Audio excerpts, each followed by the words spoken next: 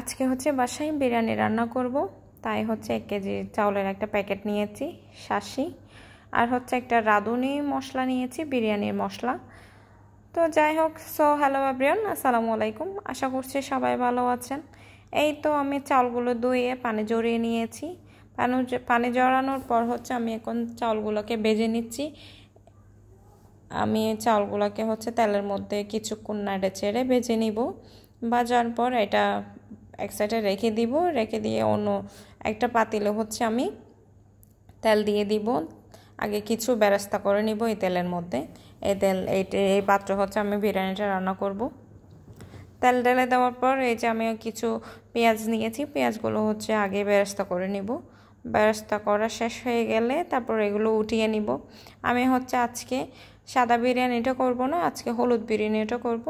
সাদা বিরিয়ানিটা আমার খেতে ভালো লাগে না, তাই হচ্ছে আমার হলুদ বিরিয়ানি করা। এই তো বেরেস্তাগুলো তেলে নেওয়ার পর এখানে হচ্ছে পেঁয়াজ, টমেটো, রসুন, তারপর আদা, কাঁচামরিচ সব কিছু আমি তেলের মধ্যে ঢেলে দিলাম। এবার কিছুক্ষণ এটা কষাতে দিব। কষানোর পর হচ্ছে এখানে আমি একটু করে হলুদ গুঁড়ো অ্যাড করব।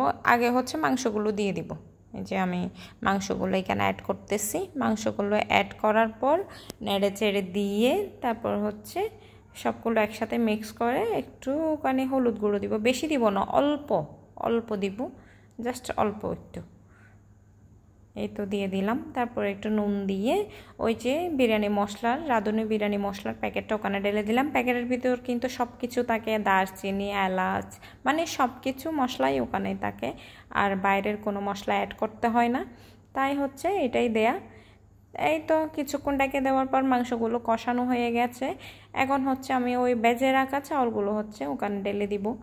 এই তো ঢেলে দিলাম। ঢেলে দেওয়ার পর হচ্ছে একসাথে সব কিছু নেড়ে চেড়ে দিচ্ছি। নেড়ে দেওয়ার পর এখানে হচ্ছে আমি গরম পানি অ্যাড করব।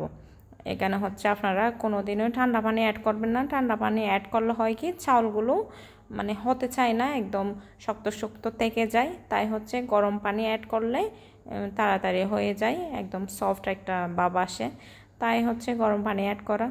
এই তো আমার বিরিয়ানি অলমোস্ট ডান হয়ে গেছে। এখন হচ্ছে উপরে কিছু বেরেস্তা দিয়ে তারপর হচ্ছে নামিয়ে নিব। এই তো আজকে আমার বিরিয়ানির রান্না এরকম। এদিকে হচ্ছে আয়ানকে একটু রেডি করে দিলাম, আজকে যেহেতু শুক্রবার, সে মসজিদে যাচ্ছে। আর আমরা সবাই হচ্ছে এখন খেতে বসবো। কিন্তু আমি বিরিয়ানি প্লেটে নিয়ে নিচ্ছি, কেমন হলো দেখতে হবে না। ওরা সবাই মসজিদ থেকে চলে আসছে, এখন হচ্ছে খাওয়ার পালা, সবাই মিলে খাবো। এই তো প্লেটে ঢেলে নেওয়ার পর প্লেটটা একটু সুন্দর করে গুছিয়ে নিলাম। একটু এক লুকমা খেয়ে দেখতেছি কীরকম হয়েছে। Just too good. আমার রান্নার প্রশংসা আমি নিজেই করতেছি, আমি বলতেছি। তো আজকে এতটুকু, নেক্সট ব্লগে আবার দেখা হবে। সবাই সুস্থ থাকবেন, ভালো থাকবেন, আল্লাহ হাফেজ। সবাই ফলো করবেন।